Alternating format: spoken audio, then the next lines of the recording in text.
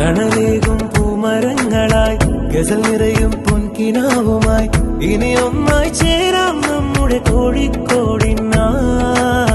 തണലേകും പൂമരങ്ങളായി ഗസൽ നിറയും പൊൻകിനാവുമായി ഇനി ഒന്നായി ചേരാം നമ്മുടെ കോഴിക്കോടിനായി.